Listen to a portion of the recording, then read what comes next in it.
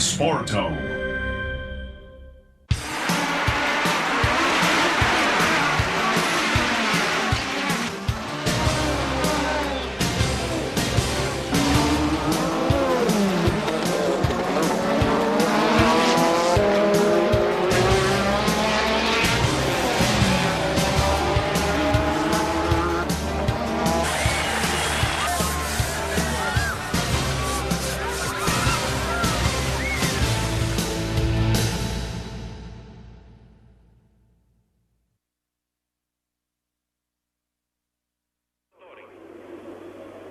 時空を超える音速の旅へようこそ。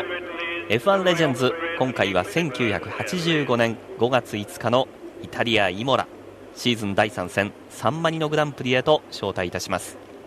伝説のナビゲーターは小倉重則さんです。よろしくお願いします。はい、よろしくお願いします。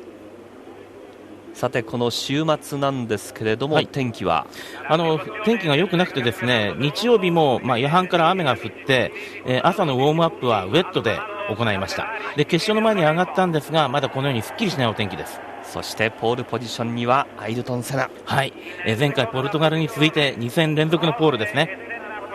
前回の初優勝からここでもポール・トゥ・ウィン決めるかどうか。そして2番手にはウィリアムズ・ホンダ、ケケロズベルグ。はい、ポルトガルで親指を骨折したのがまだ治ってないんですね。3番手がエリオ・デ・アンジェリス、セナのチームメイトロータス・ルノー。ロータスは2台ともまた好調ですね。そして2列目4番手にはフェラーリドライバー2年目ミケーレ・アルボレート。開幕から連続の2位、絶好調です。ティフォシたちが待ち望んだフェラーリの凱旋ですよね。そして3列目予選5番手にはベルギー人ドライバーティエリー・ブーセンがつけました。予選でスロットルの反応が良くなかったっていうんですけども、うまくつけましたね。そしてティフォシたちが本The Frenchman back in 20th position. The usual enormous crowd here at Imola for the San Marino Grand Prix. Virtually every one of them passionate Ferrari tifosi aficionados, hoping and praying to see either Alboreto or the new Ferrari driver Stefan Johansson take victory. And by the way, Stefan Johansson is seeing his previous rival René Arnoux, who was fired from the Ferrari team, in the pit lane yesterday in practice and here today, and significantly standing around the Brabham pit as off they go for the final parade lap around this tremendously fast circuit. Pole position held by Ayrton Senna in a speed of 129 miles an hour, which is over a second faster than Nelson Piquet's pole position time last year. Yes, now they go away from the start line. You see them coming round the flat out left hand slight bend in the straight, and then they turn right. They're on the brakes as they come through this right-hander, which makes it quite difficult. You've got to balance the car on the brake pedal, because of course braking round a corner is not easy. Then into the hairpin, second gear, and away up the hill. Imola is really a very, very good Grand Prix track. It's got plenty of interesting corners, plenty of variety, but despite being quite twisty, it's still very much a power track. So the powerful cars, such as the Ferrari, are going to do particularly well here, or should do, because it makes them very difficult to overtake and gives them a potential advantage in overtaking. There aren't, apart from after the start-finish line, the long straight that goes down to the first hairpin, there are relatively few opportunities for overtaking unless the driver in front makes a mistake. You see the drivers, as usual, just swerving about a bit to get a little bit of heat into the tyres, to get the rubber hot, make it more sticky. The tyres, of course, have an optimum operating temperature, at which point the rubber gets suitably sticky. If they get too hot over that, of course, then the tyres go off, the rubber can blister. And now Senna leading the field in nice and slowly, because of course he doesn't want to sit on the grid with his engine running too long stationary. Remember, Grand Prix cars don't have any fans for their radiators.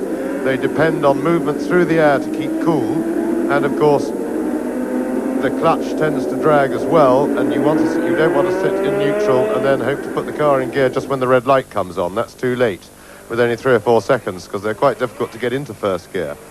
So Senna will want the field, he paces the lap round being the pole man, he'll want the field well bunched up behind him as he comes up to take his position on the grid to stay there for the minimum amount of time. They're coming round now the last left, right, left complex, the chicane before the pits.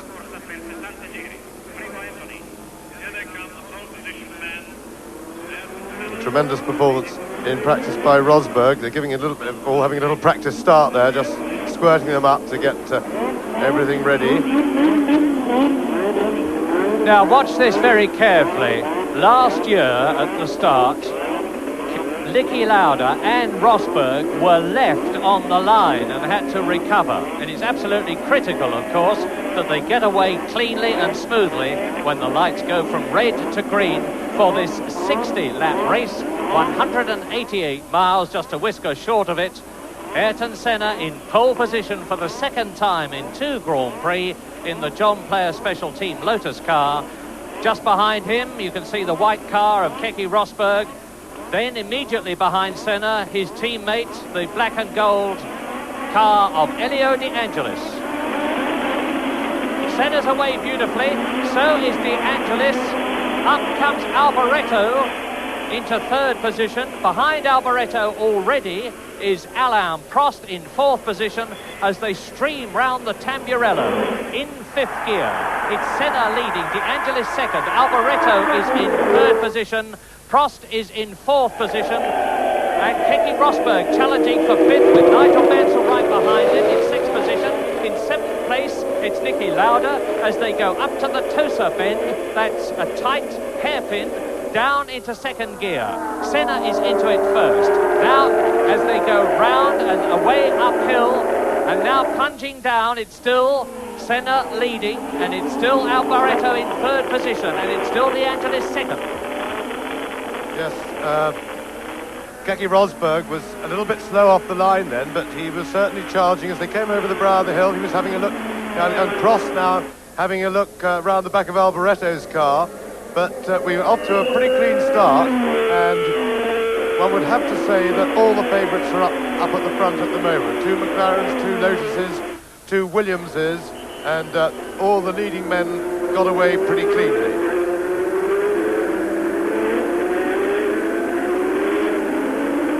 But bad news for Jonathan Palmer and his followers. Into the pit on the very first lap goes the British driver in his Zaxpeed car, in which he's had a fair amount of trouble in practice. But it's Senna leading, De Angelis 2nd, Prost right up with Alboreto. Behind Prost is the Williams of Keke Rosberg. Behind Rosberg is Niki Lauda. And now, are we going to see the beautifully balanced McLarens, which always go better during the race than they do during practice on account of the fact that they can't use a very high boost during practice, come up through the field? Well, Prost is in 3rd position now as he goes up the hill towards the Rettifilo into Tosa. He's in 4th position, and there he is, Alain Prost, 2nd in the World Championship last year, who won this race in 1984. And Prost will be looking very hard for a way round Alboreto at this stage of the race, because he knows from the previous 2 Grand Prix, to say nothing of last year, that the Ferrari is potentially quicker in a straight line than the McLaren. And Alboreto has lost a little bit of ground already to the 2 Lotuses, so Prost will be anxious to get by him and get that problem out of the way. And watch Keke Rosberg. There he is, and you see the 2 stabs of flame as he goes down through the gears on the overrun from the turbos of his Honda-powered Williams, and Keke Rosberg is in 5th position. And the race order now is Senna, the pole position man, winner in Portugal, leading. His teammate De Angelis right up with him in 2nd place. There is Alboreto. 4th is Prost. 5th is Rosberg. Then there's Nigel Mansell. There he is. So both the Williams cars are in the top 6 as De Angelis, now Alboreto with Prost I was going to say tight up behind him, but he's not tight enough up behind him to start to challenge Alboreto in the Ferrari for third position. Senna, De Angelis, the two John Player Special Team Lotus cars with their V6 Renault engines. You can see the gap for yourselves as the yellow helmeted Ayrton Senna from Brazil, only 25 years old, the second youngest driver in the race, leads his teammate De Angelis. That was a marvellous shot coming out of the chicane of Elio De Angelis, drifting the car, beautifully controlled, riding up the curb, which of course being banked up like that helps arrest the slide of the car. And the Lotuses really do look beautifully balanced on their chassis. The cars look very nice to drive, and De Angelis, who after all has been number one at Lotus for a couple of years now, or sort of performing as number one, will be giving everything to try and stop the surge through to seniority of Ayrton Senna. Of course, Senna won the last Grand Prix with a flawless display of driving in the wet, and De Angelis in front of his home crowd. This must be a very, very important race to him indeed. Into lap 4, race order. Senna and De Angelis leading. You are looking at them. Alboreto is third. Prost is fourth, and there they are. Keke Rosberg is fifth. Nigel Mansell is sixth. The two Williams, fifth and sixth. Niki Lauda, the world champion, is seventh. Nelson Piquet and the leading Pirelli-tired driver is in 8th position in his Brabham BMW. 9th is Thierry Boutsen, 11th is Chiva, 10th is Chiva, 11th is De Cesaris, and in 12th position Riccardo Patrese. And in 19th position is Martin Brundle in the Tyrrell. Derek Warwick in the Renault is 16th, and the first four are very closely bunched together, and we are now on lap 4 in this 60-lap race. The two John Player Special Team Lotus cars, the black and gold of Senna and De Angelis, leading the Scarlet Ferrari, leading the red and white Marlboro McLaren of Alain Prost. First, second, third, fourth, virtually together. G3 means Giro 3, which is lap 3. Number 11 is Elio De Angelis, number 12 is Senna, and so on. Those are the race positions that you see or saw at the bottom of your screen. I have a slight distant inkling that Senna may have gone off a little bit too quickly and just got his tyres a little bit too hot, because he went off at a scorching pace and the three following cars have really come back to him. De Angelis had a little bit of air, and he's now been pressing Senna for a couple of laps, and there is one of the Renaults. It's Derek Warwick, who's had a dreadfully fraught practice, a very, very unhappy man on both Friday and Saturday, distinctly concerned with the performance of his car, and now he's gone off, while De Angelis is harrying his teammate Senna, just ahead of Alboreto, who is third in the Scarlet Ferrari, and as you can see, fastest on the track now, 1:33.9, which is 0.6 of a second off Nelson Piquet's lap record. And into the pits comes Stefan Belloff in one of the Tyrrells, and the first three are now very closely bunched, and it looks to me as though the fastest man, you know the fastest man is Alboreto, and you can see it because he's easing away a little from Alain Prost in fourth position and starting to close on the two black and gold cars in front of him, Senna and De Angelis, first and second. Lap 5. Well, they're not hanging around because to be 6/10 outside the lap record so early in the race, when they've still got probably 200 litres of fuel on board, which puts the weight of the car up by something like 50%, that's really going. And it's quite extraordinary this year. It's always the same in Grand Prix racing. They make new regulations to slow the cars down. This year, the main difference is that they have smaller wings, and that looks like an engine blow-up for one of the Alphas. I couldn't see which one. That's Riccardo Patrese. But they slow them down year after year with bits and pieces, little adjustments, and taking some of the rear wing away as they did after last year should have slowed them down. But here they are on a track where grip is very important, going as quick as ever, if not faster. These are the four fastest men, with Prost gaining on Alboreto, and the gap between Prost in fourth place, as we look at Leonhard Berger, the Austrian driver in his BMW-powered Arrows. The gap between Prost, who is fourth, and Rosberg, who is fifth, is now 4 seconds. So the race is definitely between these four cars. Ayrton Senna leading in the dry just as convincingly as he led in the wet at Estoril for the Portuguese Grand Prix 2 weeks ago, leading his teammate Elio De Angelis. And by the way, it is not appreciated by everybody that the reason Elio De Angelis dropped back through the field to fourth position in Portugal was because he actually had a slow puncture in one of his front wheels, and that's Mauro Baldi in the Spirit car.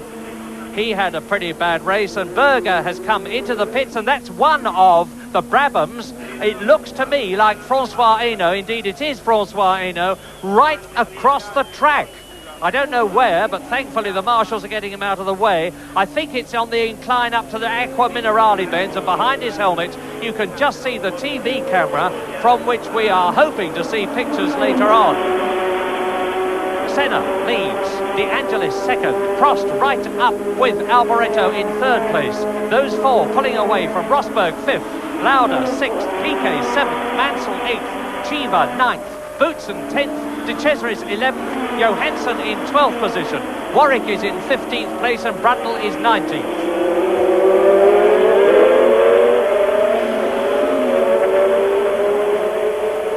Now look at this, with Nigel Mansell slipping back. He's now in 8th position, with number 12 Senna leading number 11 De Angelis, number 27 third Alboreto, number 2 fourth Prost, and there are Alboreto and Prost. Yes, well, Niki Lauda I don't think should be discounted yet in this race. The McLarens are obviously going very well. Prost is climbing all over the back of Alboreto, but he's got the perennial problem. The Ferrari is quicker on the straights. You can't pass in a corner, and of course he's held up round the corner, and then the power of the Ferrari tells down the straight. He's too far behind when they get to the next corner. Same problem of course has been afflicting Niki Lauda behind, and there is Hainaut being lapped after his spin, and it's a very good moment to have a look at the back of the leaders from his car, but he's going very slowly. So Lauda has got to get past Rosberg, which in fact he has now done. So Lauda is now in clear 5th place, and wait to see. We will look at the gap. Lauda is some 8 seconds behind teammate Alain Prost, and the question now is whether he can close that gap. Prost is undoubtedly being a little bit held up by Alboreto, but he's very much in contention. What a wonderful scrap for the first 4 places, with Prost trying to take Alboreto on the inside. Alboreto having nothing of it, keeping the inside line and accelerating up towards the Rettifilio, from it and onto the Piratella. And that was naughty by Alboreto. He pushed Prost onto the grass. Alboreto was slow through that corner, and he really ought to have done that. But yes, he's looking guiltily in his mirror there, just to have a look to see where Prost was. But he knew Prost was beside him at that point, and I think Prost would have every justification in being pretty angry with Alboreto. That was uncharacteristic. By and large, I'd have to say Alboreto is an extremely steady, fair driver, but he's being quite hard with Prost at the moment. He knows, of course, that if Prost gets past him, Prost is going to get away from him. Yes, a tremendous pressure on Alboreto in front of his home crowd here at Imola. A fanatical pro-Ferrari crowd watching the Scarlet car, chasing in front of him Elio De Angelis second. There is Prost behind him. Really, Alboreto, number 27 in the Scarlet Ferrari, in third position on lap 9 coming up now, has got a major problem. On the one hand, he's got to try to stop Prost from getting past him. On the other hand, he's got to try to close the gap between himself and Elio De Angelis, and that gap is about 0.4 of a second, and that's that's Hainaut walking in, Francois Hainaut, and already Berger in the BMW-powered Arrows and Riccardo Patrese in the Alfa Romeo have had turbo trouble, and we know that Jonathan Palmer has been into the pits right at the end of the first lap. And this now is lap 9 out of 60, and you can see the first 4 absolutely together. There is the third man, Michele Alboreto. And Alboreto's teammate, Stefan Johansson, driving in his second Grand Prix for Ferrari, is in 12th place.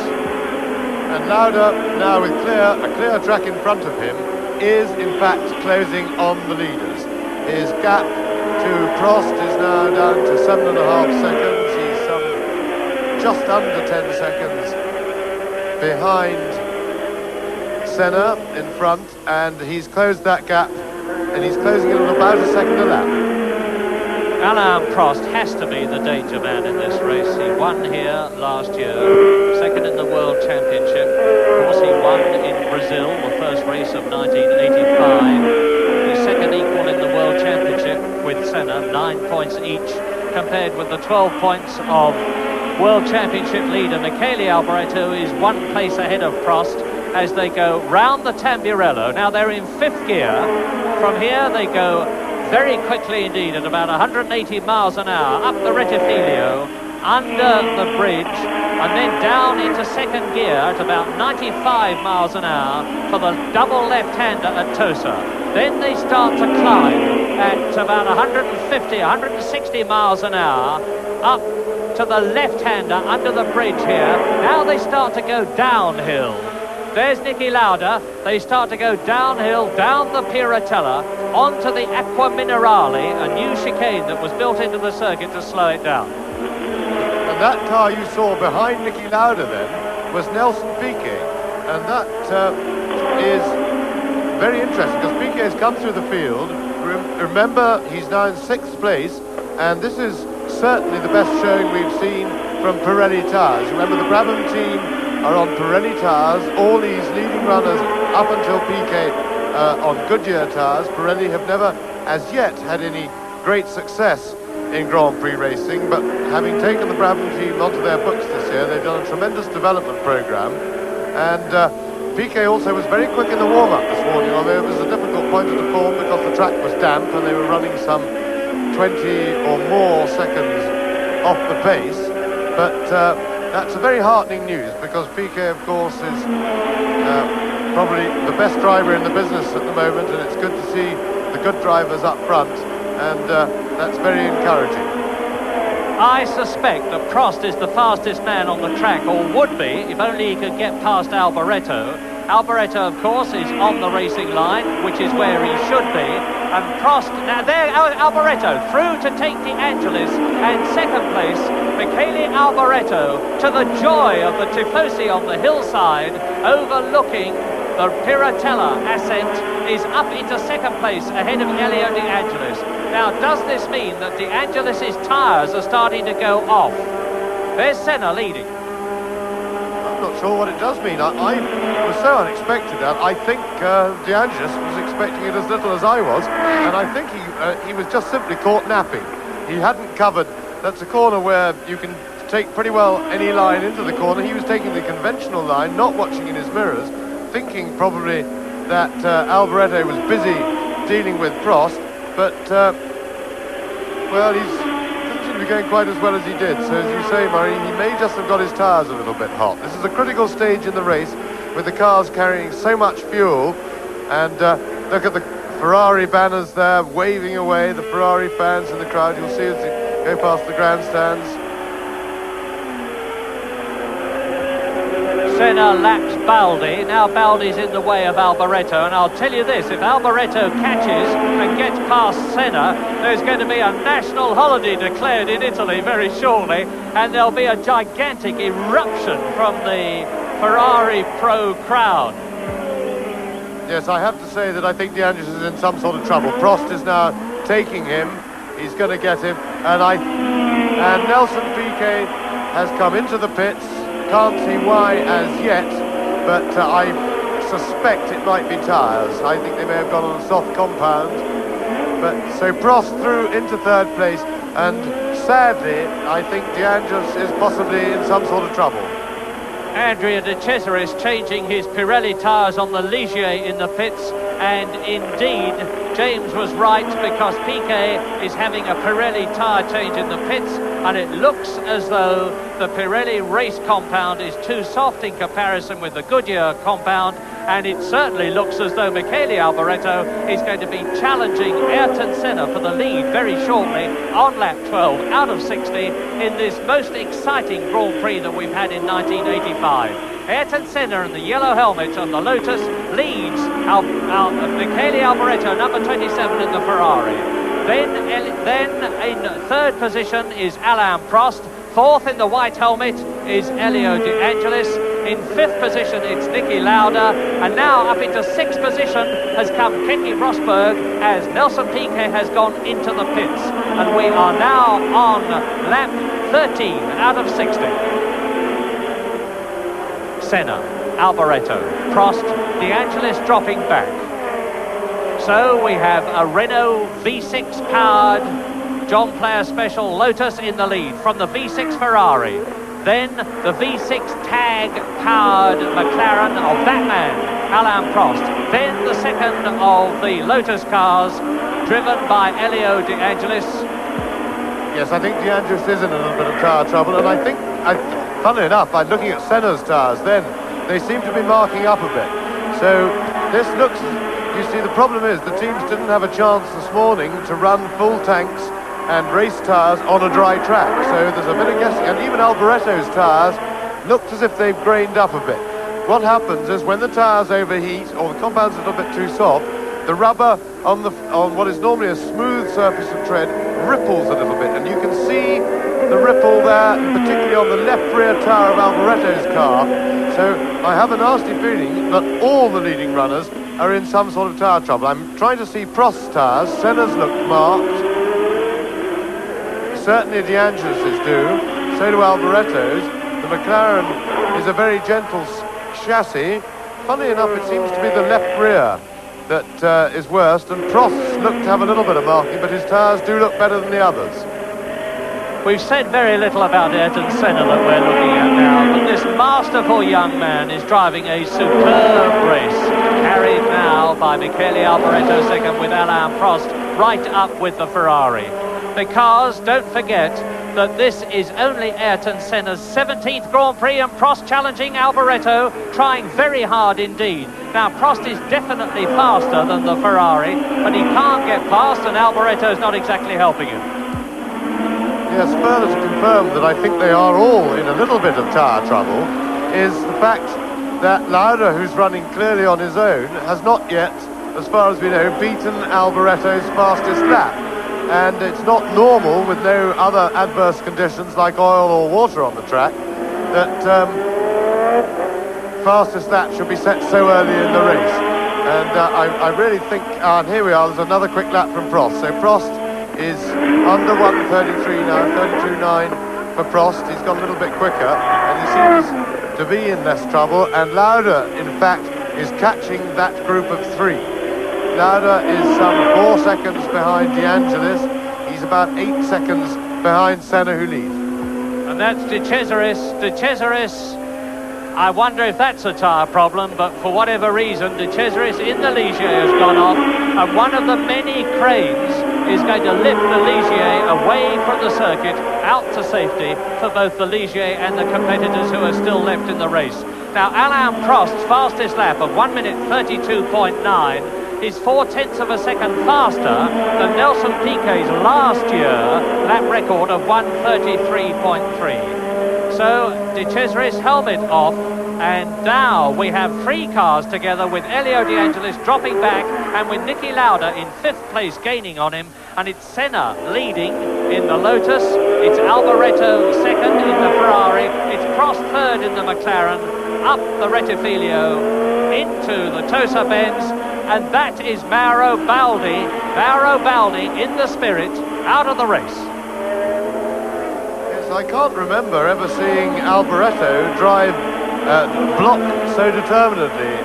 A little while ago, as they came down the quick straight, Prost was right up his tail and well placed, and we saw once again Alboreto move over and block Prost's line, and to the point where he's being almost outside the code of practice. and because we've already seen him push him onto the grass once when Prost got alongside him. So Alboreto, but of course, in front of his home crowd, I don't suppose he'll come under much criticism for that, and it's very heartening to see Ferrari going so well again, and a driver of Alboreto's ability in a good car and up there fighting it out. And in the second Ferrari, Stefan Johansson has moved into 7th position past Nigel Mansell in the Williams. This is lap 15. Race order, Ayrton Senna leading, Michele Alboreto second, Alain Prost third, there they are. Then it's Elio De Angelis fourth, Niki Lauda fifth, Keke Rosberg sixth, Stefan Johansson seventh, and Nigel Mansell in 8th position.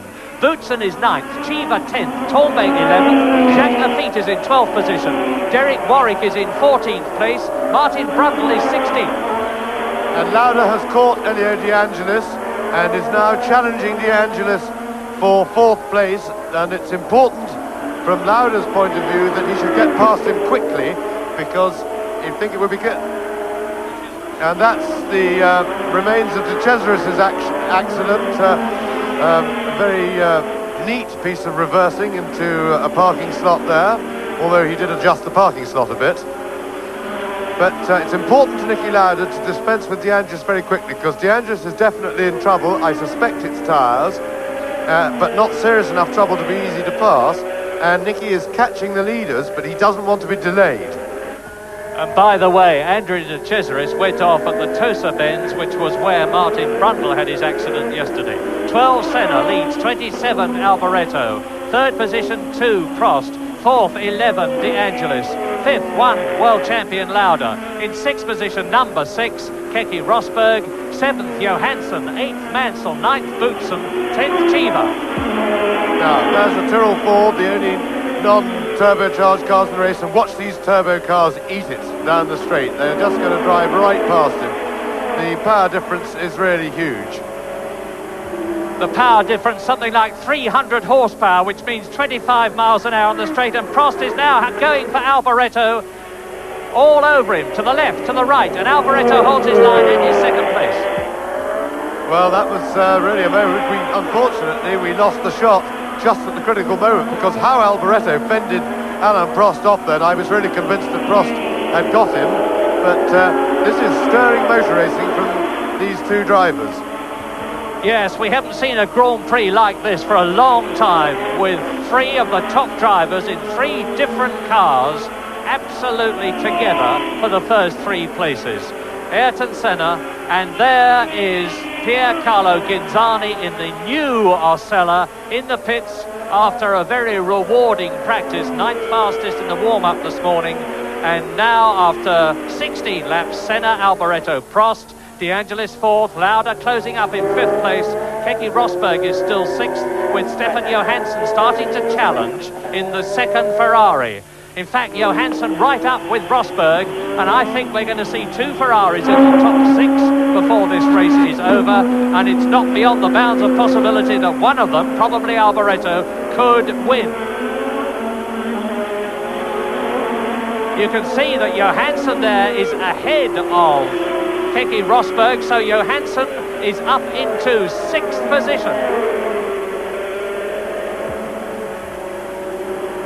Yes, and Senna is holding them off, but not very comfortably. As yet, he hasn't really been challenged, because Alboreto is a lot busier defending his 2nd place than attacking Senna's lead. But I don't think that that's going to last. And the strongest man on the track, I have to say, at the moment looks to be the old story, the McLaren of Alain Prost. It's not terribly quick on the straight line, but I'm keeping a good eye on the tyres, because I just glimpsed at Prost's tyres then, they look to be marking a bit as well. But McLaren, we know their reliability is good, we know they can run on full power for the full distance without having to conserve fuel, and Prost really looks very comfortable. Lauda is still stuck behind De Angelis. No, Niki Lauda has now got past Elio De Angelis. He's up into 4th place. There's a gap of only about 6 seconds between world champion Niki Lauda chasing his teammate number 2 there, Alain Prost, who is in 3rd position. And the old fox, the man who has driven in more Grand Prix than anybody else currently driving, the world champion, is on his way to close the gap between these three and himself. These three being Senna, who has just completed his 18th lap out of 60, chased by Alboreto second, Prost third.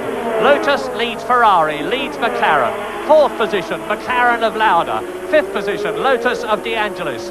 Sixth position, the Williams of Rosberg. Seventh, the Ferrari of Johansson. So there has been a change there. And behind Johansson is the second Williams of Nigel Mansell with Thierry Boutsen 9th, Chiba 10th, Torme 11th. And now Alboreto is really pressing Ayrton Senna. So a Brazilian leads, an Italian second, a Frenchman third, an Austrian fourth, and there is something like 750 to 800 horsepower at the command of each of these drivers. They're going into the Variante Alta, the right-left sweep, which goes down to the Rivazza bends, which are second gear, up into third, at 125 miles an hour after the first. And this is where Prost spun last year in the lead, and there is Prost, 27. And you can see the brake scoops of the Ferrari on the side pods. Actually, they are a combination of brake scoops and cool air for the intercooler. And Niki Lauda is just starting to be seen in the background as Ayrton Senna completes another lap. And the lap he's completed is his 19th. Senna leads. Now he's coming up to Manfred Winkelhock in one of the two turbocharged, Hart-powered Ram cars. Manfred Winkelhock, the German driver. Now is he going to move over and let the first three, Senna, Alboreto and Prost, through? Yes, he does. He lets Senna through. He lets Alboreto through. A flash from the turbocharger, and Prost held up just a fraction of a second, but he's going through. もうなるべく前の方に座らせられてるわけですよね。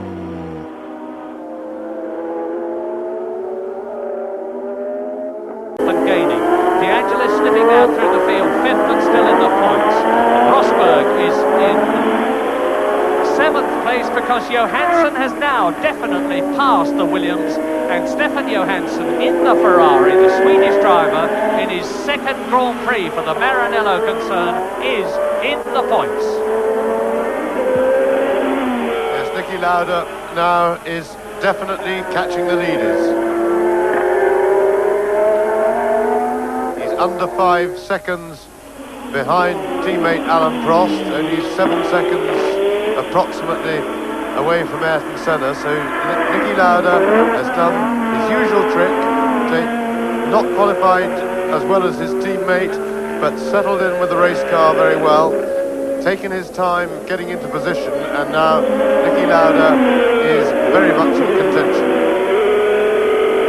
And we'll be watching, as you will, what the gap is as we look at Stefan Johansson. There is Johansson, Little Leaf. You can see the green leaves painted on his helmet. He's called Little Leaf because his father, Leif Erik Johansson, was Big Leaf. Pretty corny, but there we are. So Johansson in 6th position, now trying to close the gap between himself and 5th place man Elio De Angelis, but it's a long gap. It's 20 seconds. It's not a 20-second gap between Senna, the leader, and Alboreto second. There it is, and there is Prost third. This is absolutely 10/10 Grand Prix motor racing into the Acqua Minerale bends and up to the Variante Alta. Yes, and the good news is that these three leaders are extremely well matched for performance. Senna has not really been challenged or threatened as yet for the lead, but you can see that Alboreto is having no trouble keeping up with him at all. What he is having trouble in doing is getting close enough into that turbulence that the car in front always makes, the hole in the air when the wings don't work on the corner, and you get less downforce. He's having trouble getting close enough to him to attack him and overtake him, and in the meantime Prost is in the same situation. So we've got three leading cars, and now you see how close Niki Lauda is now. That was Niki Lauda in the background, and he's really hauling them in very fast. So we're going to have a four-way fight for the lead, and the cars are very evenly matched, which is going to make overtaking and tactics overtaking very difficult, and therefore tactics mighty important. What an entrancing, intriguing, riveting race this is, because the first three are also the leaders in the World Championship. Because Alboreto, who is second in the race, leads the World Championship, and Senna, who is leading the race, and Prost, who is third in the race, are second equal with 9 points in the World Championship.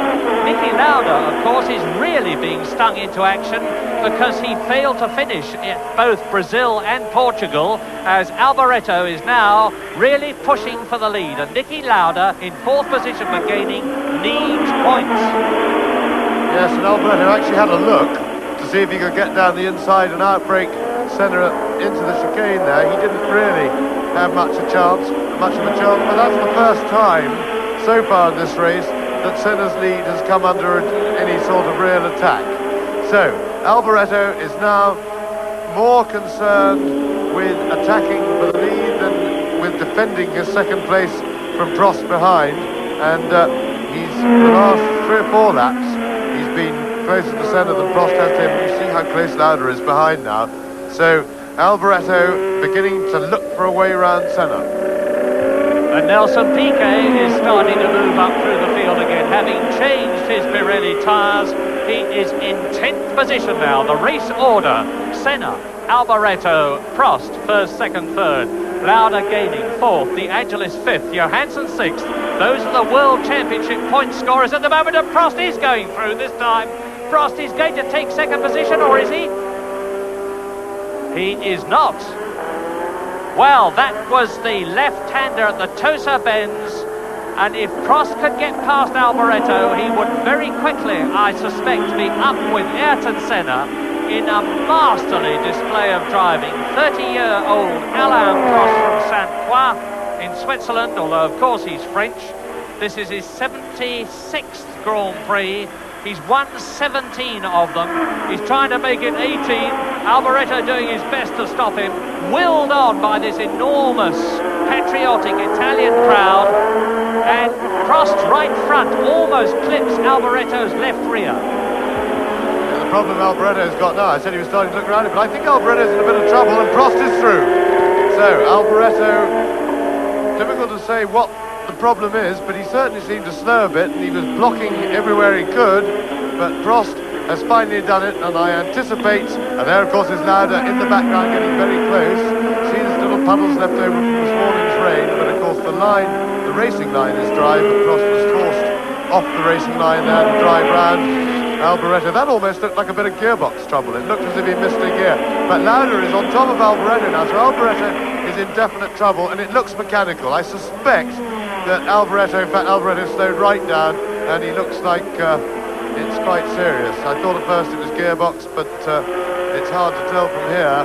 But certainly that looks like the end of Alboreto's race, certainly as far as contending for the lead is concerned. So, 2 McLarens now, looking very much like a carbon copy of last year, with the exception of the fact that Ayrton Senna is out in front of them, and they're about to join battle because Senna is not going to get away. Well, if it was going to be a national holiday if Alboreto got into the lead, it will be a day of mourning tomorrow if he goes out of the race, because he really has driven a superb one, and it's obviously some sort of a car problem that's caused him to be passed by Niki Lauda. And now Prost is going to try and set about Ayrton Senna. The gap between Prost and Senna is about 1.6 seconds. This is a 60-lap race.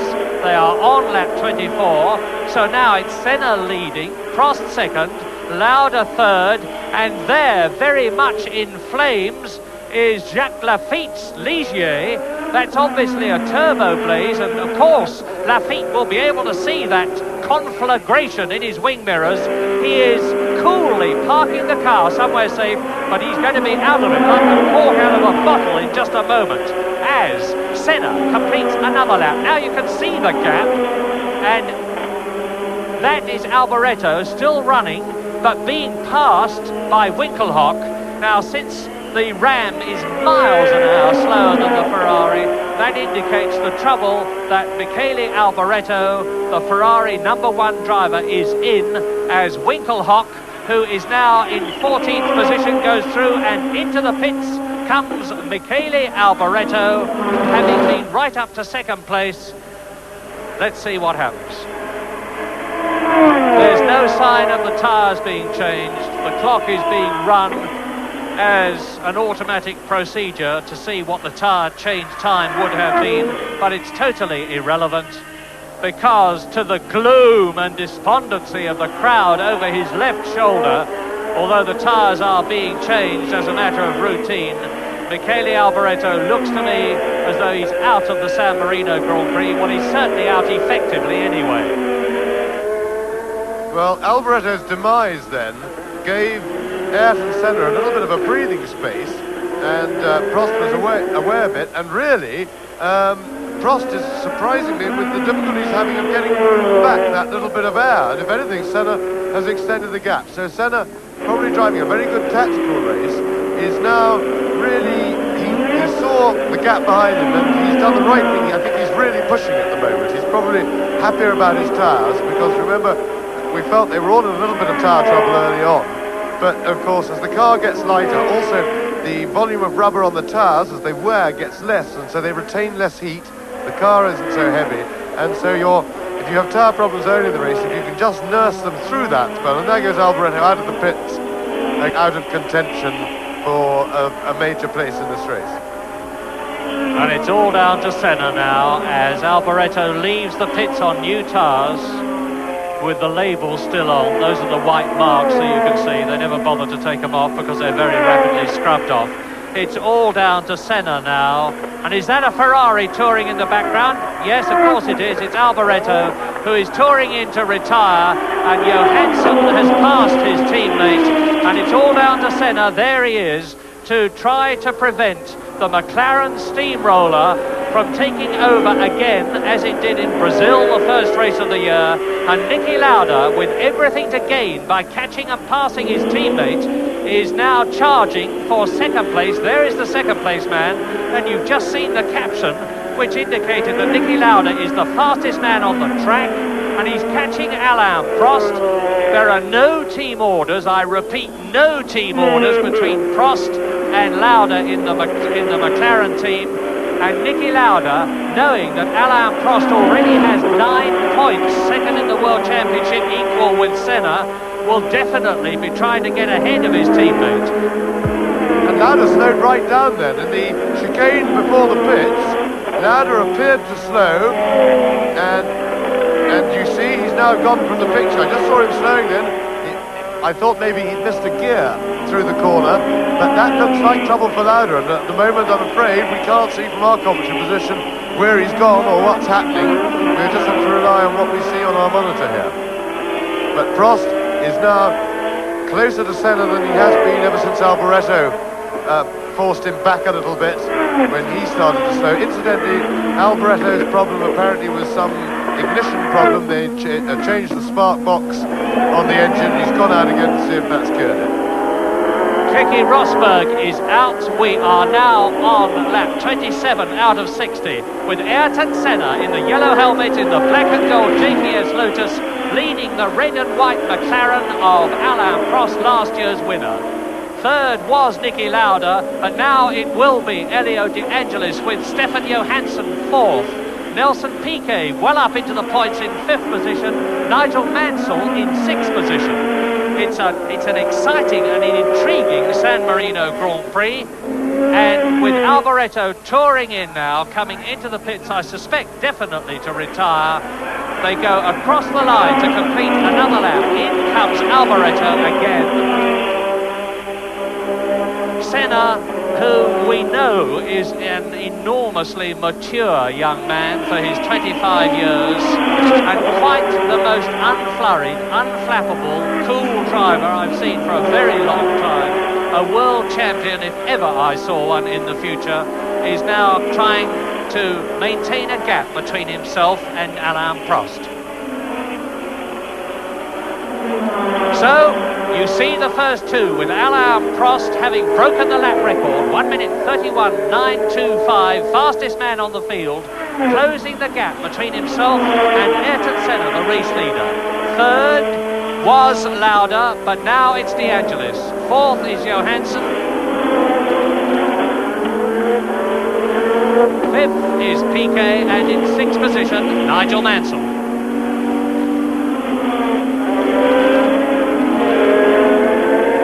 Well, Niki Lauda, who we saw drop back in the background coming to the pit straight, is in fact still running in third place and sounds quite healthy. He dropped back quite a long way, so I really don't know what went wrong with his car. I have to suspect that he had no gears for some reason, but as he went past at the end of the next lap, I had a quick look out of the window and his car looked and sounded fine, and he had held that bit of gap that he lost. So we're going to watch Lauda carefully and then see what sort of problem he's having. Yes, let's just check again. Ayrton Senna is leading, Alain Prost is second, and you can see how close they are, with Niki Lauda some 11 seconds behind.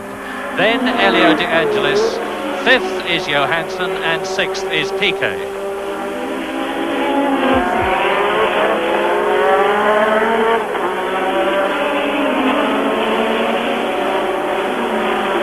Under the bridge at the Rettifili, into the Fosse Bends, from there down to the Piratella, and Prost now closing right up on Elio De Angelis, and there's going to be a real challenge for the lead in just a few moments.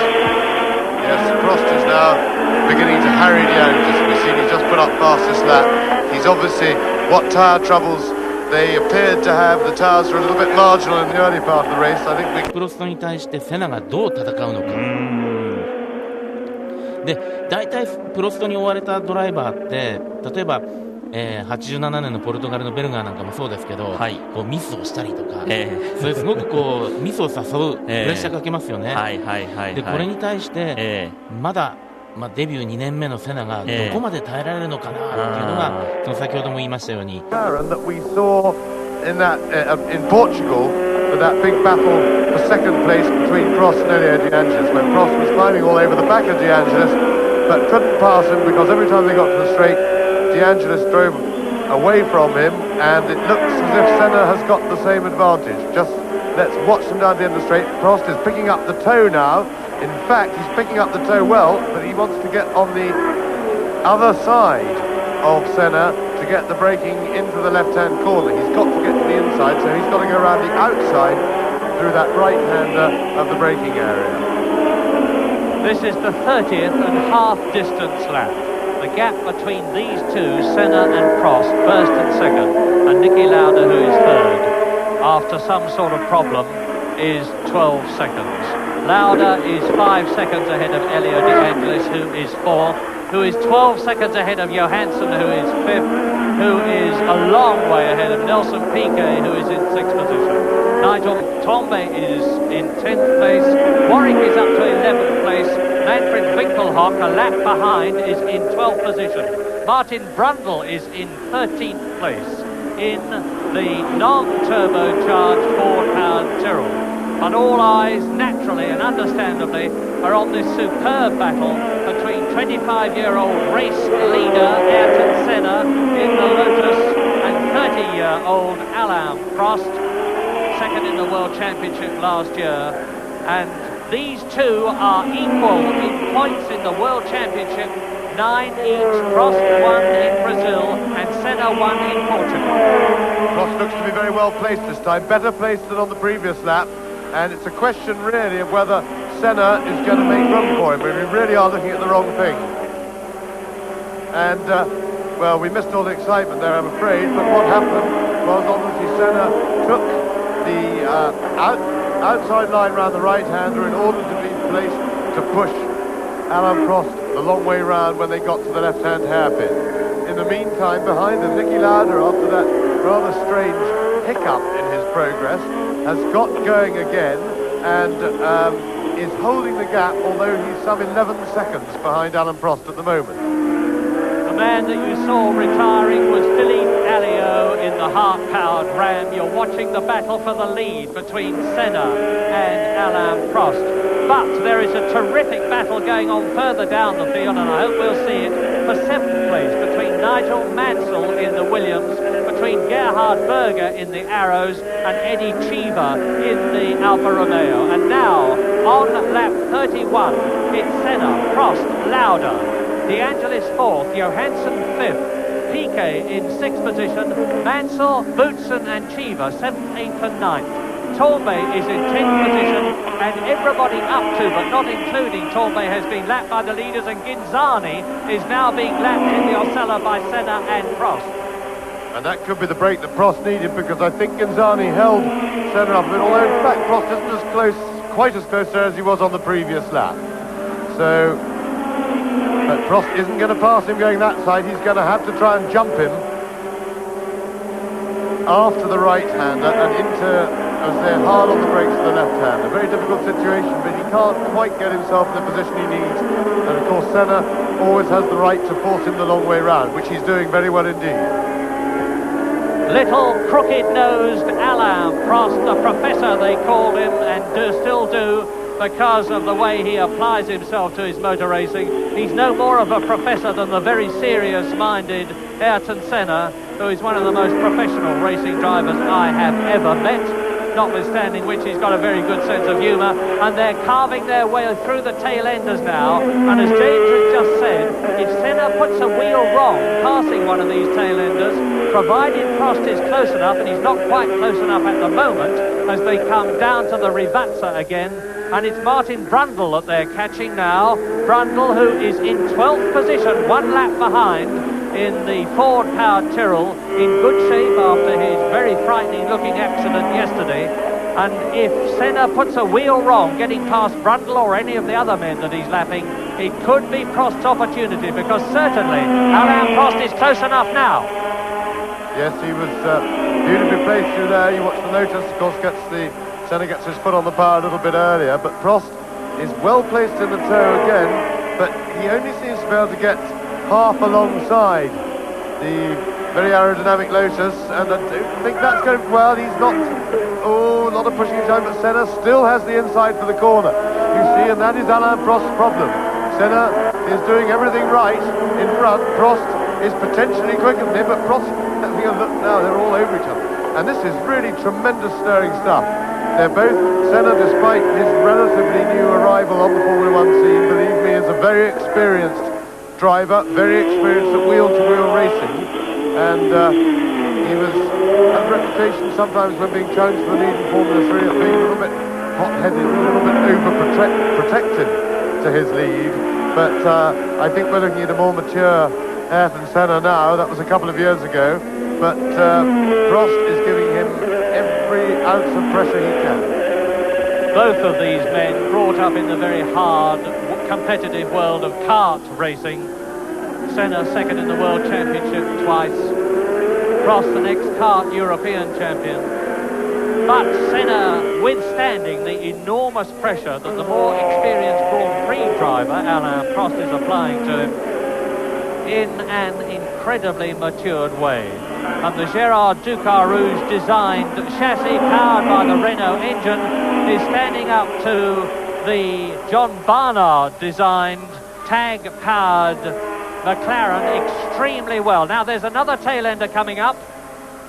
It's one of the Renaults, and it's Patrick Tambay. Patrick Tambay in the Renault he's in 10th position, and he's going to be caught and passed very shortly by the Renault-powered Lotus. That's rubbing the salt in the wound a bit. Yes, it must be mortifying for Renault that the same engine is in fact, probably not the latest one, and that won't please Alain Prost at all, but he's quick enough now, he'll catch that back pretty quickly, and I don't think Patrick will hold him up for very long, but it must be mortifying for Renault when to see the same engine, probably keeping the best for themselves, their own works cars, just being lapped because their chassis isn't as good as the Lotus chassis. And what must be particularly galling for them is that the Lotus chassis is designed by a Frenchman. So that must really rub it in, and I think it's a pity, because we really would like to see Renault, as we say, get their act together and get some results. They're very important to Grand Prix racing. They have the guts to come in as a major manufacturer. They've tried very hard indeed. They've spent a lot of money, a lot of effort, and they really need somebody like Djukarouche, who's an experienced designer and team organizer. さりとこう前出ていった感じでしたが、プロストなかなかそのタンベをかわすのに手こずりました。本当はタンベはすごいいい人なんです。Prix, we left it, I think, on lap 34. It's the third Grand Prix of the season. And Ayrton Senna, who won 2 weeks ago in Portugal, was out front when we left it, just ahead of the men who, of course, dominated the last motor racing season for the McLaren team. That's Alain Prost and Niki Lauda. We're going to pick up the race more or less where we left it with our commentators James Hunt and Murray Walker. Lap 35, and Ayrton Senna has pulled out a bit of a lead over Alain Prost. It was 2 seconds after Prost had got past Patrick Tambay in 10th position. There is the race leader with now a comparatively big gap between himself and the red and white car. Niki Lauda is still in 3rd position, 11 seconds behind Prost. De Angelis is in 4th place as Alboreto comes into the pits again. Johansson in the Ferrari is 6th. Piquet in the Brabham BMW is 6th and in the points. Nigel Mansell is 7th, a long way behind Piquet, some 15 seconds. 8th is Boutsen, 9th is Cheever, 10th is Tambay and has been lapped, 11th is Tambay's teammate Warwick, 12th is Martin Brundle, 2 laps behind Ayrton Senna in the yellow helmet, the race leader, and Prost is again closing the gap. Now you may say, if Prost can close the gap, why can't he get past Ayrton Senna? Well, to use a cliche we've used many times before, and the Ferrari is now out, Alboreto has definitely retired, and to use a cliche we've used many times before, it's one thing to catch, it's another thing to pass. Because you need a substantial either speed margin or substantially better brakes. Now, Ayrton Senna has clearly got the legs of the McLaren of Alain Prost on top speed, and Prost, a very good late breaker if ever there was one, is being matched yard for yard, inch for inch by Ayrton Senna, and we're now on lap 36. Senna, Prost, Lauda. Lauda is back to 4th position, and Elio De Angelis, as I talk to you, has retaken 3rd position. Niki Lauda must be in some sort of trouble, whether it's gearbox, brakes, tyres, turbo, intercooler or what, I obviously don't know. But nevertheless, the great Austrian world champion is down a place into 3rd position.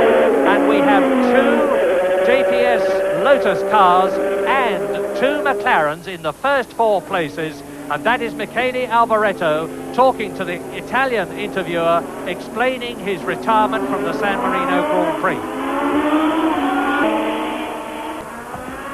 And I'm sorry if I misled you. Niki Lauda is now in 4th position with Elio De Angelis 3rd. So the 2 black and gold JPS Lotus cars are being sandwiched. No, there goes the leader, Senna. 2nd, Prost. 3rd, De Angelis. 4th, Lauda. 5th, Johansson. 6th, Piquet. And this is some encouragement for Brabham, for BMW, for Piquet, and for Gordon Murray, although Stefan Johansson is catching Niki Lauda. Stefan Johansson in 5th position is catching the 4th place man, Niki Lauda, and he's catching him fast. Hopefully we'll see it soon, as we look now at the new 3rd place man, Elio De Angelis, who scored points in Brazil, who scored points in Portugal, and Elio De Angelis is in 4th position in the World Championship at the moment with 7 points, just 2 behind his teammate Ayrton Senna. And the race now is coming up to 2/3 distance. We're on lap 37. It's a 60-lap race. 40 laps is 2/3. And it's notable that as Patrick Tambay is being caught by De Angelis, that the leaders have been incredibly reliable. Well, Stefan Johansson might just be the quickest man on the track at the moment, because he is something like, well, we'll see, 20 seconds behind leader Ayrton Senna, and I wasn't watching the gap very carefully earlier in the race, but I have a feeling that he was a lot further than that behind, say, 15 laps ago. So Johansson seems to be catching everybody at the moment. He's got a lot to do. And we just saw him momentarily. He's up with and actually passed Niki Lauda. Stefan Johansson in the Ferrari in only his second Grand Prix. There he is for the Italian team. He's now in 4th position. Number 28. The man who's fought so hard for a good Grand Prix drive. He was to be the lead driver for the Toleman team this year, only for Toleman not to be able to get any tyres in a most incredible situation. Once again, it looked as though number 28, Stefan Johansson, who finished 7th in Brazil in the Tyrrell, was not going to have a top Grand Prix drive. Then the magic phone call that every Grand Prix driver dreams about, the call from Maranello to say from Commendatore Enzo Ferrari, come to join my team. And he did just that. And still that battle between Mansell, Boutsen and Cheever for 7th is raging, but the quickest man on the circuit in the 126/85 V6 Ferrari is Stefan Johansson. Watch him now take and lap Patrick Tombe, and he's pulling away from Niki Lauda, going through on the inside at the Traguardo, just on his way to complete another lap. That will be his 38th lap completed, and it's Senna leading with Prost in his wheel tracks. De Angelis up to 3rd, Johansson that you're looking at up to 4th, Niki Lauda down to 5th. Nelson Piquet is still 6th, Mansell 7th, Boutsen 8th, and Cheever 9th. With those three, Mansell, Boutsen and together, and Cheever virtually together. Tombe has been lapped in 10th position. Warwick, his teammate, Tombe's is 11th. Martin Brundle, a fine race, still only 2 laps down on the leaders, is in 12th position. Another fact that augurs well for the season in Grand Prix racing is that Nelson Piquet in the Brabham is having far and away the best performance that Pirelli tyres have ever had in a Grand Prix, because although he had to stop and change tyres early in the race, he has rejoined. He's some 50-odd seconds behind Ayrton Senna only, and when you take into account the fact that he will have lost probably at least 30 seconds with his slowing down, with his decelerating and accelerating, and the time to change the tyres for that stop, this is a very encouraging performance by the Pirelli tyres, and most important it is, because I think Grand Prix racing needs to have the top men there, and Brabhams are a top team, and Piquet is the top driver. And before the purists leap down James's throat and mine, we both know, of course, that Pirelli were used by Ferrari and Alfa Romeo in the early days of racing and won world championships. But they haven't been performing so well recently, but they're getting back into the picture thanks to an enormous effort and the fact that they've been taken up by Brabham. Now, Nigel Mansell is dropping back down the field. Cheever is getting away from him, Boutsen is getting away from him. They're in 7th and 8th places, and this is the 2nd place man, Alain Prost. He is on lap 40 out of 60. This is the 2/3 distance lap, and that is the 2nd place man, and you can see ahead of him, and now about 3 seconds ahead of him, I would guess, Senna. Senna seems to be using the traffic better than Prost is able to at the moment. Yes, he seems to be getting on top a little bit. There he is, Senna, working his way through the traffic. But it's a bad moment for Prost, because with all this traffic about, really Prost wanted to be very close to Senna to try and take advantage of any balking that took place by back markers. And of course, it's the man in front who always gets in trouble. So Alain Prost has failed to be in position, if you like, just at the right moment. But you can see the gap. There is Prost. Got 2 back markers in the way that obviously he's got to deal with and could be held up, but he is really very much in contention at this stage. We've got the later part of the race, how much fuel they've used, etc., etc. Yes, those 2 back markers are Mansell and Cheever, and you just saw Prost slipping past Cheever, but now Ayrton Senna is some 4 seconds ahead of Alain Prost, who not so very long ago was tucked up underneath his rear wing. There's Senna, the leader, and he's now on his 41st lap. This almost superhuman young man, 12 Senna the leader, 2 Prost second, 11 De Angelis is in 3rd place, 28 Johansson 4th, Niki Lauda is still 5th. Piquet is in 6th position, and Johansson is closing fast on the 3rd place man, Elio De Angelis. There's De Angelis. Now, you may see Johansson in a moment. Yes, just saw the capture in the corner of the screen there. That was 20 laps to go. And Stefan Johansson, there he is. He's very close to De Angelis now. And although he is actually catching Ayrton Senna and Alain Prost out front, I don't think he's catching them quick enough, particularly in view of the fact that he's got De Angelis to deal with, plus several back markers between him and the leaders that he still has to get past. I don't think he's catching them fast enough at the moment to be a threat for the lead, but we will wait and see, because he's certainly been flying in this second half of the race.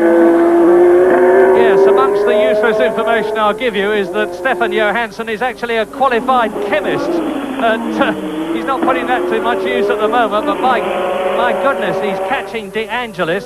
Stefan Johansson, this is only his 12th Grand Prix. The best position he's ever had so far was a 4th place in the Italian Grand Prix at Monza in the Tolman last year. But soon he's going to be up into 3rd position, because there is no way that Elio De Angelis is going to be able to keep him back for very long. He may keep him back for a while, but clearly Johansson in 4th position now is quicker than De Angelis in the John Player Special Lotus, and he's going to take that 3rd position.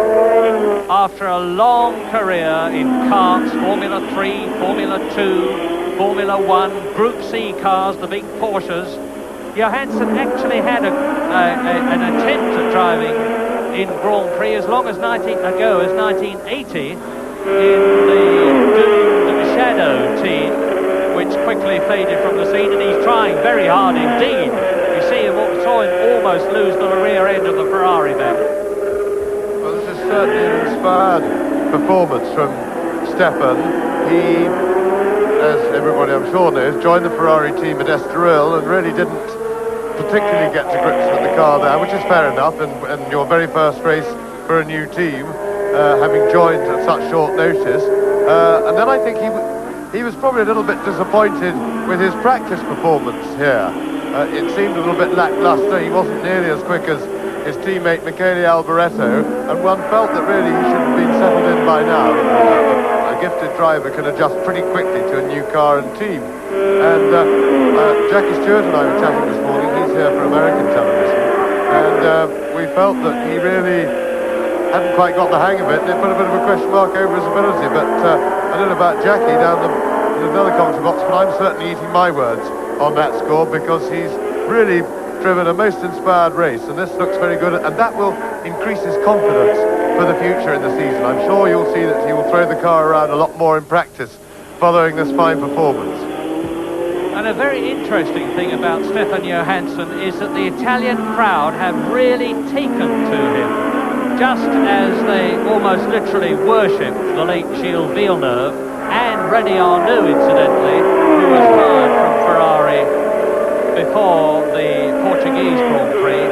You now see, as you walk round the course, lots of banners saying things like "We love you, Stefan," and "Go for it, Johansson," in Italian. And that is Derek Warwick in the background, coming to a standstill in the Renault, was in 11th place. And as we watch Johansson chasing De Angelis on the 43rd lap, up with Nigel Mansell about to lap him, and he's in 8th position. The race order remains Senna now leading Prost by 5 seconds and actually pulling away this battle for 3rd between De Angelis and Johansson. Lauda 5th and Piquet 6th. Well, thanks to Nigel Mansell, I think you'll find that Stefan Johansson is better placed to attack than he has been previously, and if he can just get it right. But De Angelis, of course, can dominate the line here. So, because Johansson's now been behind De Angelis for some 3 or 4 laps, and his progress is being seriously delayed by De Angelis, which is fair enough. De Angelis is in 3rd place in the Grand Prix and is fully entitled to defend his position. But frustrating for Stefan Johansson, who was closing on the leaders, but in fact he is some 16 seconds or thereabouts behind the leaders, and he's still catching them slowly.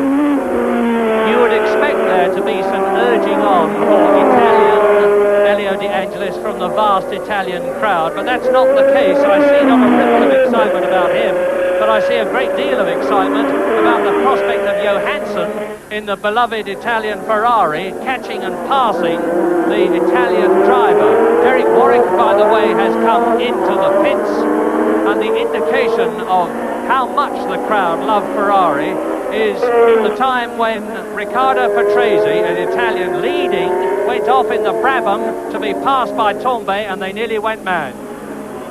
Now, up front, there's an interesting situation developing because Prost is starting to slip back, which must mean he's in some sort of trouble, and slipping back that slowly, one must always suspect tyres. He may just have worn his tyres a little bit too much in all that early, first of all, his big battle with Alboreto, throwing the car about, trying to pass him, and then, of course, in his attempts to get past Senna, because when you're very close to another car, it slides more, you get more tyre wear. So, Johansson, we're speculating now, but Johansson, if only he can get past De Angelis, could, well, start challenging Prost for second place as Prost comes back and Johansson goes forward. Yes, the gap at the present moment is 9 seconds between Prost in second place and Johansson in fourth, with De Angelis right in front of him. And we're on the 45th lap out of 60, and you can work it out for yourself. The lap times are approximately 1.5 minutes, a bit less than that, but in round figures, that's what it is.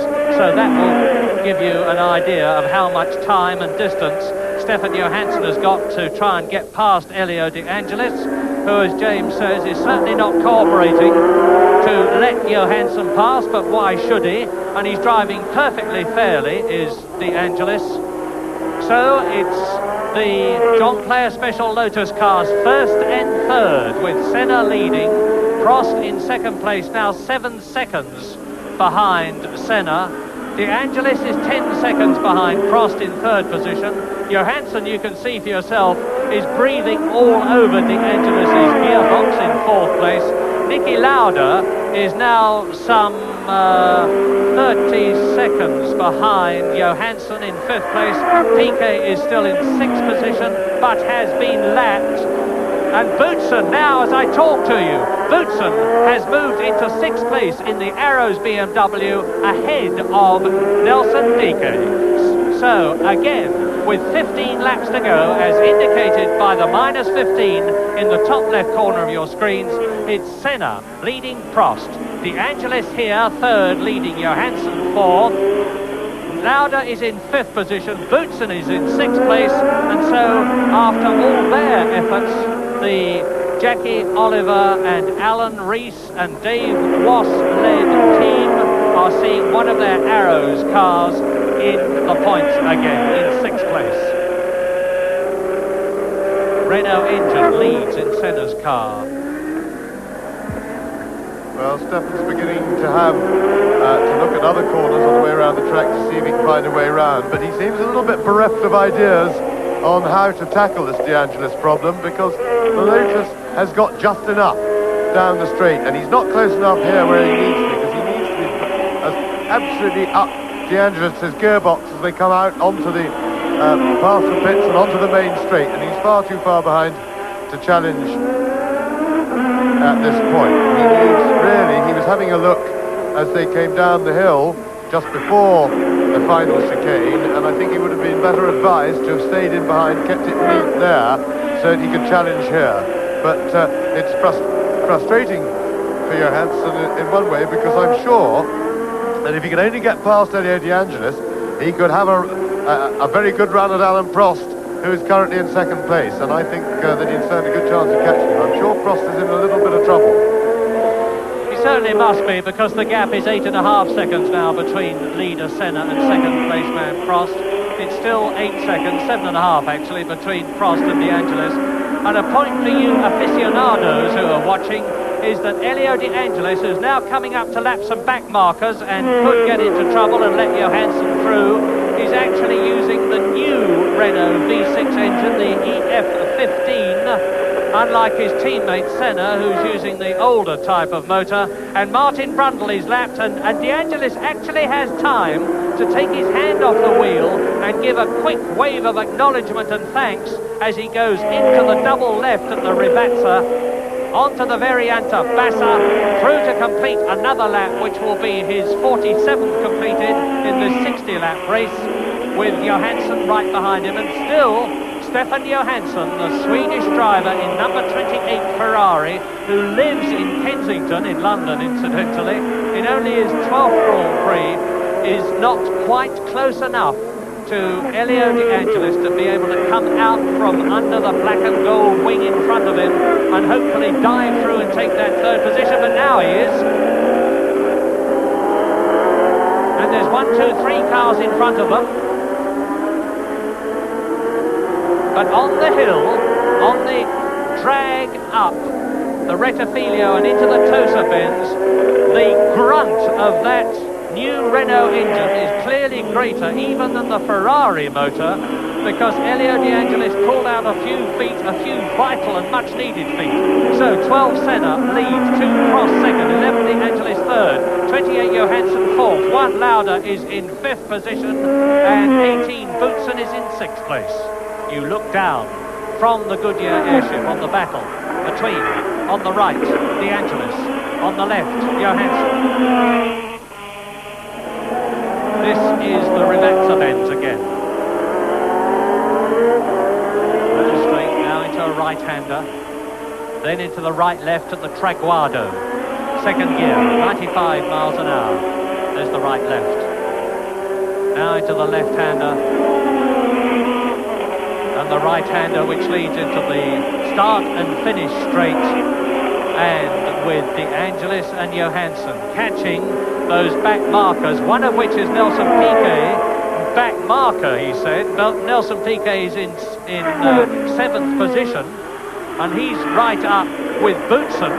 So the 6th and 7th men, Boutsen in the Arrows and Piquet in the Brabham, are being caught by the 3rd and 4th men, De Angelis and Johansson, on lap 49, with Senna and Prost still leading.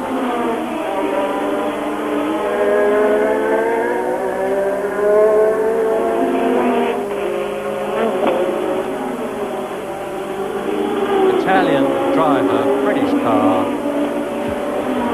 Yes, tricky one for the Italian crowd here. They've got De Angelis, the Italian driver, in a foreign car, and Stefan Johansson, the foreign driver in the Italian car. And I have to say that Italians do seem to like cars more than people, because I'm quite sure there will be a huge cheer if Stefan Johansson can get past Elio De Angelis. The Ferraris, I think they love more than anything else.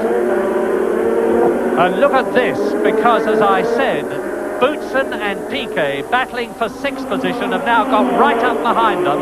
De Angelis and Johansson battling for 3rd.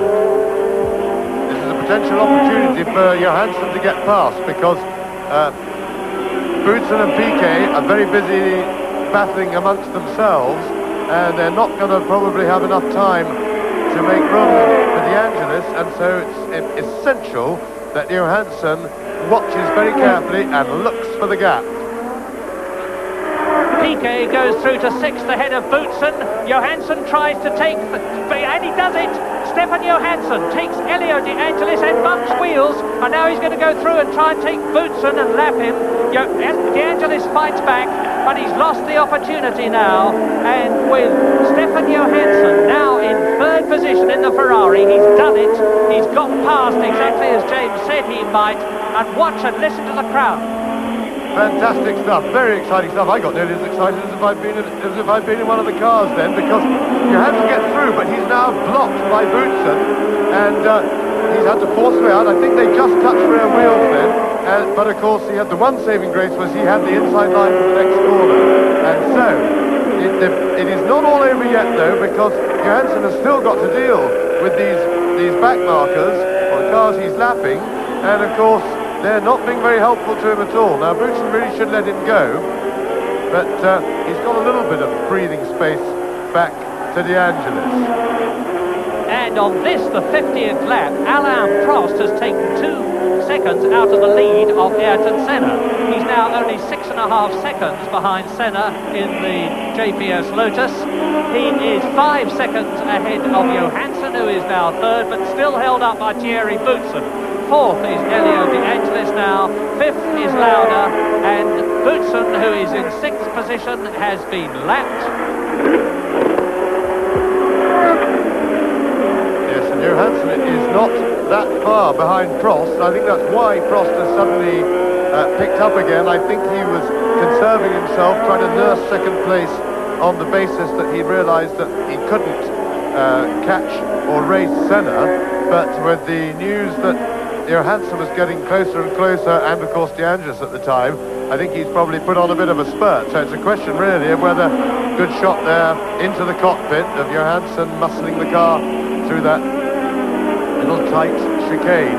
But we've got to see now. Piquet, I'm sure, and hope will be helpful to Johansson, let him through when he comes to lap him.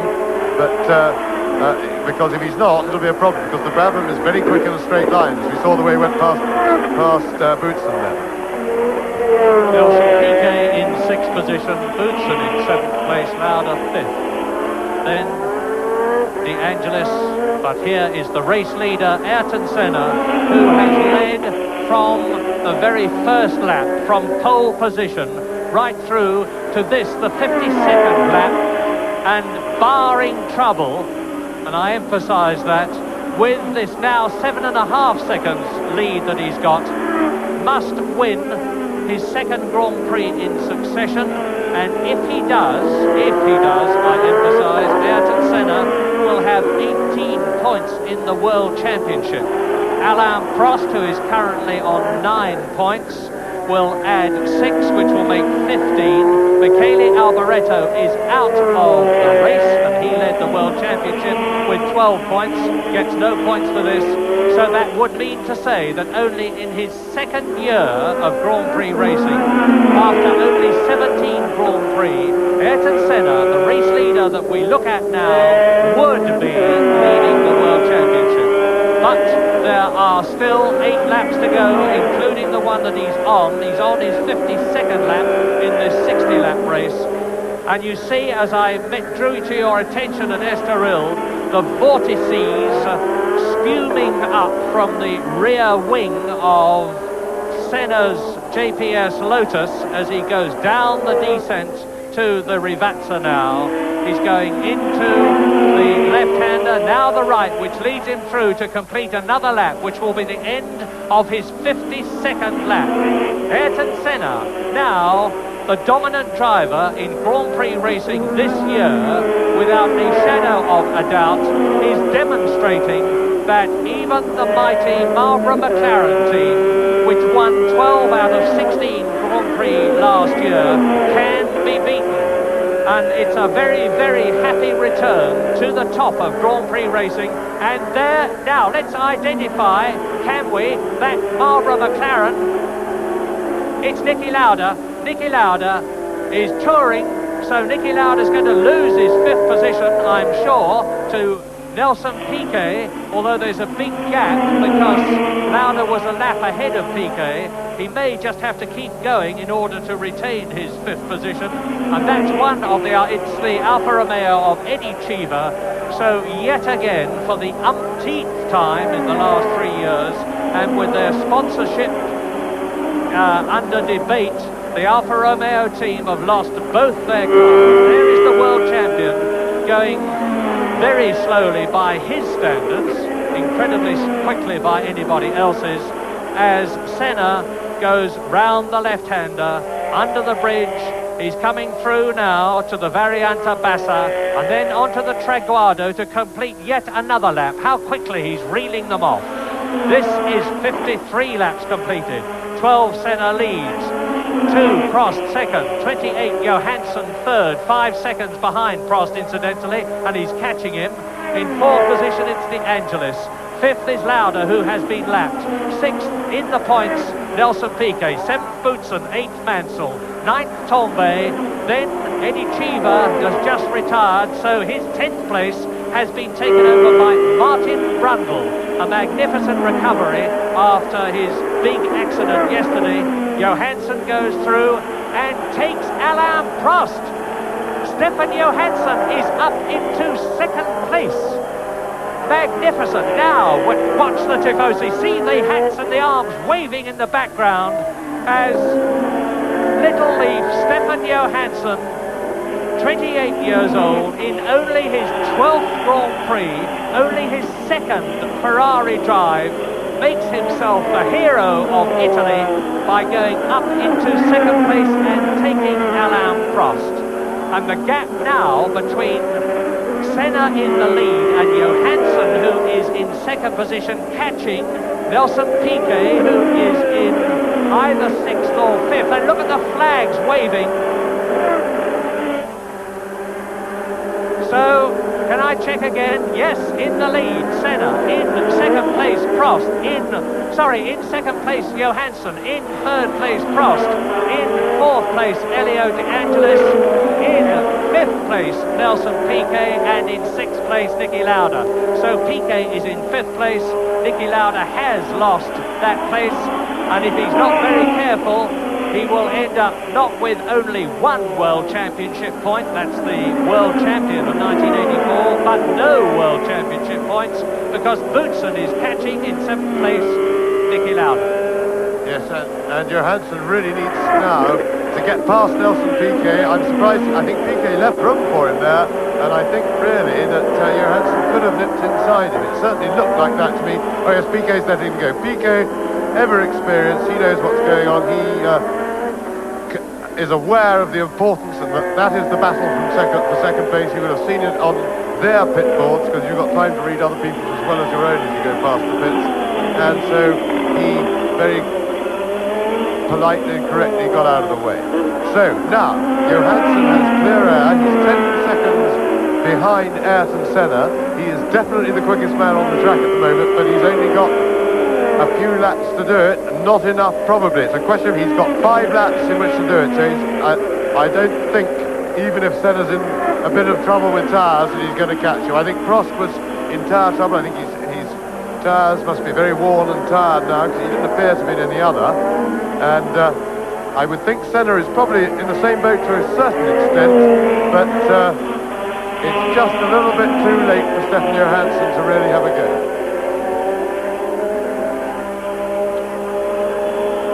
There is Johansson then taking Ghinzani, completing his 55th lap. He's got 4 laps, including the one he's on now. As James has just said, some 10 seconds between him and Ayrton Senna.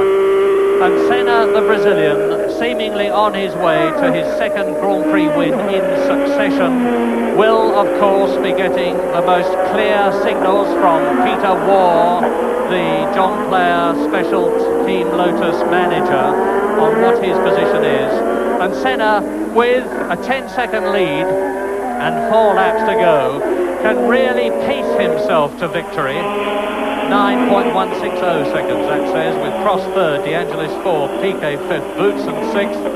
By the way, Niki Lauda now out of the points for the third race in succession in 1985, 7th place. Patrick Tambay 8th, Nigel Mansell 9th. Then Eddie Cheever is now in out of the race, so Brundle is in 10th position, albeit 4 laps back.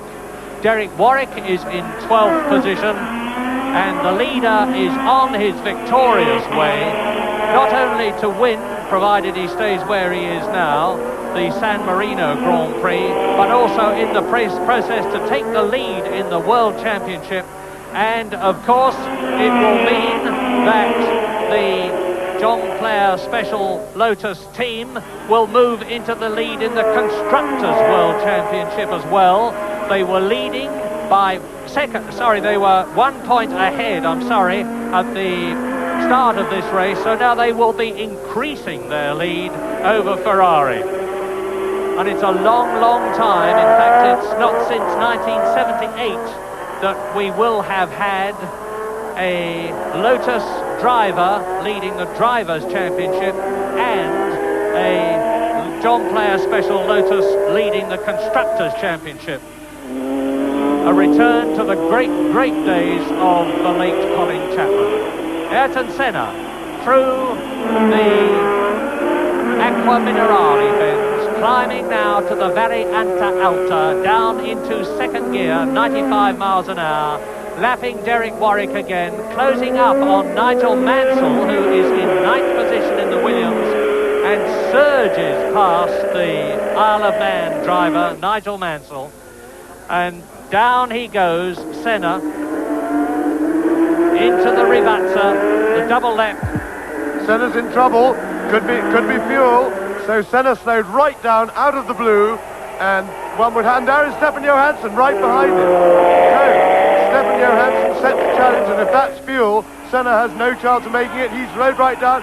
Stefan Johansson goes into the lead. What an amazing turn up, and this looks as if Stefan Johansson in his second drive for Ferrari is going to win his first Grand Prix, and that would be quite something. What a wonderful story. He's tried for so many years.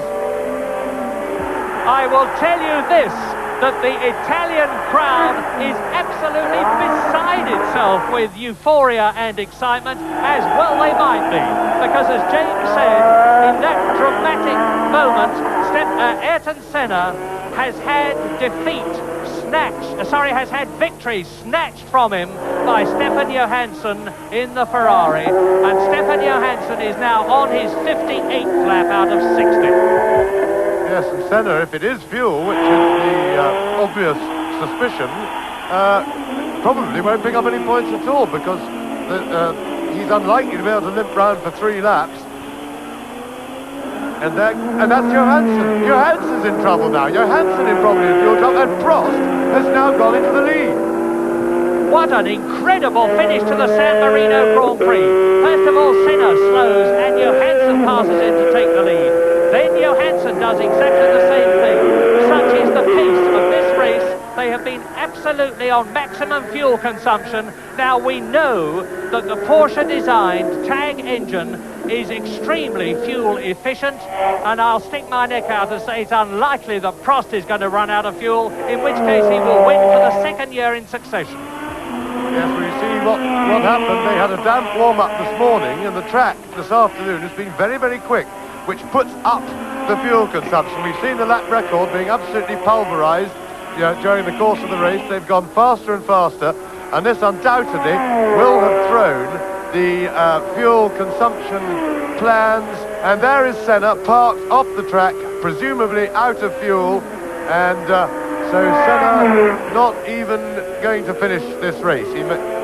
And the question is whether Johansson can keep shaking the fuel around. What you do is, when the car's very low on fuel, you wobble it around on the track, throw it from side to side, you try and slosh the fuel about that's left in the tank, get it into the collector pot, and thereby into the engine. But I'd be surprised if their fuel system is inefficient enough that it's got enough fuel left for 3 laps when it first starts to splutter. So I would think that Johansson has little chance of even being running at the finish. And to confirm that, with Johansson out of the race too, Elio De Angelis is up into second place. Here is the race leader, Alain Prost, on his 59th lap. He has got 1 lap to go when he has dropped downhill here, gone round the double left at the Rivazza, into the Variante Bassa, onto the Trequardo. He will be into his last 3-mile lap, and Nelson Piquet is out too.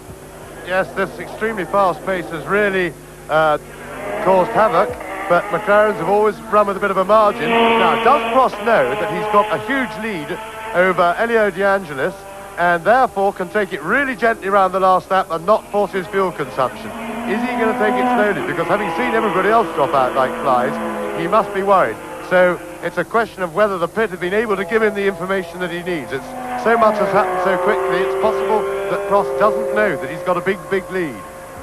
And he's on his last lap. Prost leading, De Angelis second, Johansson is out, Senna is out, Piquet is out, which means that Boutsen will have moved up into 3rd position. Niki Lauda should be in 4th place, although he has got Tombe right on his tail, so it could be Tombe 4th and Lauda 5th. We won't know until the end of this lap. But now Alain Prost is almost home to win his 18th Grand Prix, which is his 76th race in his 16 years of experience, and in so doing he will add 9 points to the 9 that he got for winning in Brazil. He failed to finish in Portugal, so Prost will be in the lead in the World Championship. I've said this about Senna.